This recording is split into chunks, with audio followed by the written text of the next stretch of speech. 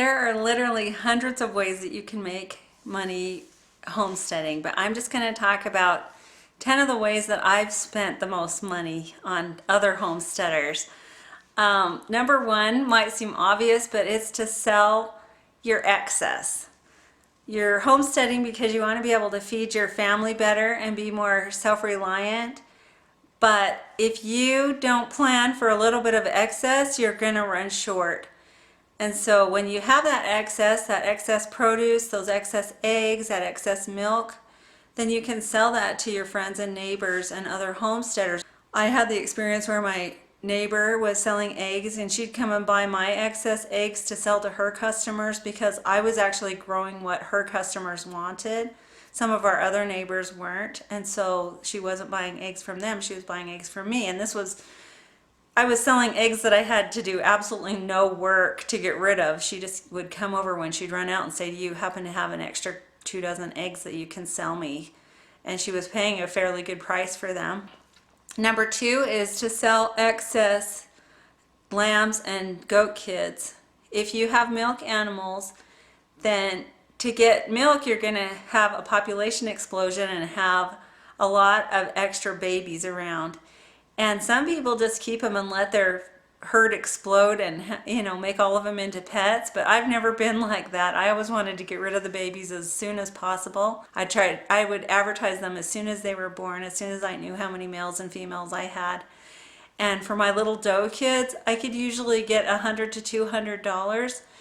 And these weren't for registered goats. My goats were registered, but nobody wanted any of the papers. The reason I was able to get more than my neighbors from my little goat kids is because I had a breed that was a little bit different than everyone else had.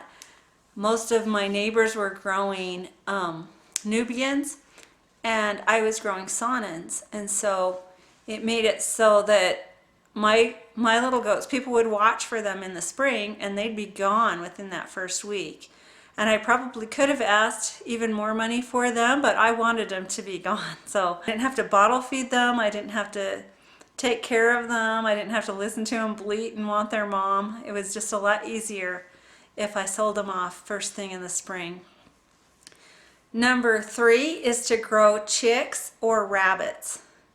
The reason I put these together is because both of these are little small animals that you don't need a ton of equipment to grow. If you have even a small incubator, I have purchased lots and lots of chicks from neighbors that have incubated out eggs, and I've bought quail, I've bought pheasants, I've bought baby chickens from my neighbors that have grown them, and it's a fun way to be able to buy them. It's more personal. Number four is grow and sell piglets. A lot of homesteaders want to have a couple of piglets and raise pigs over the summertime. Pigs are really handy because they make use of waste products that you would just be throwing away if you didn't have pigs to consume them.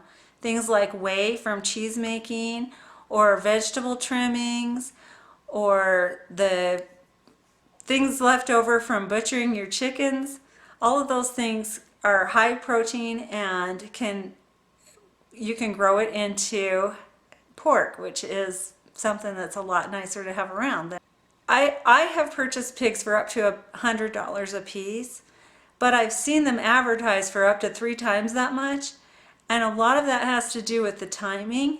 If they are born and weaned in time for 4-H children to be able to train them and raise them and have them ready for the fair, you can get a lot more money for a piglet at that time of year. And also, if you have good quality, you'll be able to build a customer base and you'll have repeat customers year after year.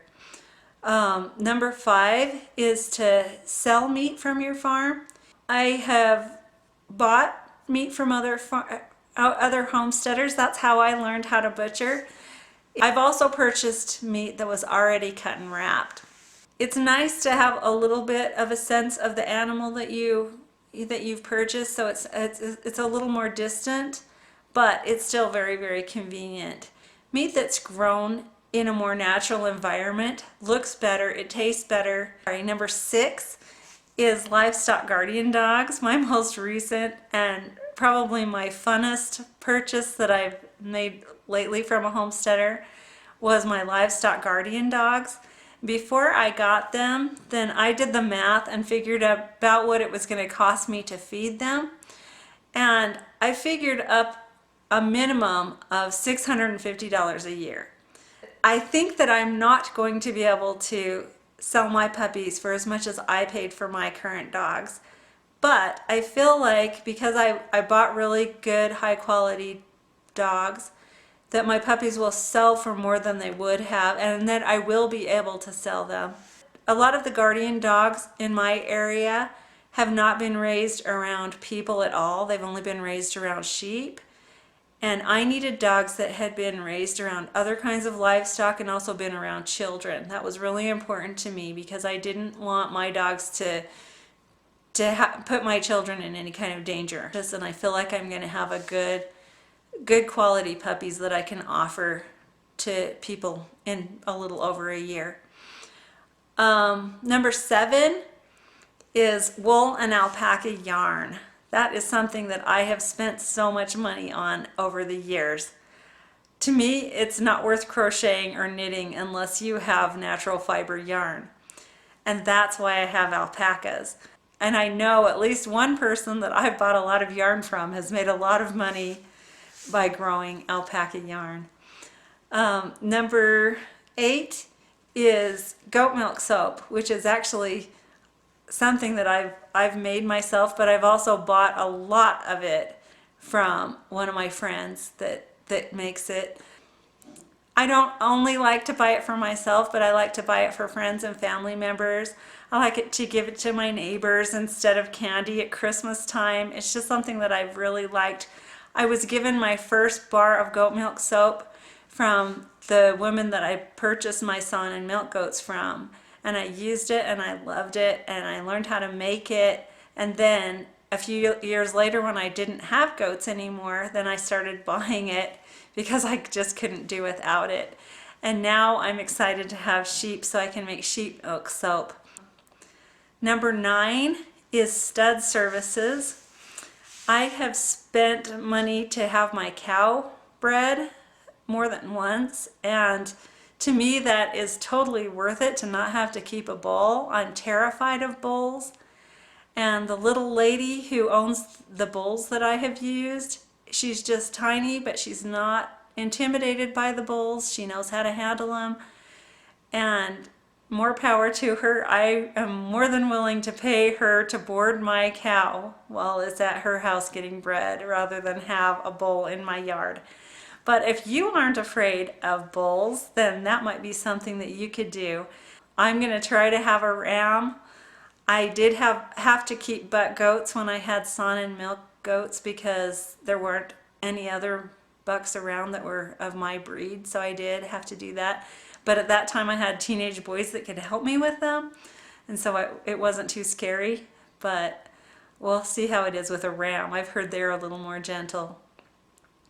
And number 10 is butchering services.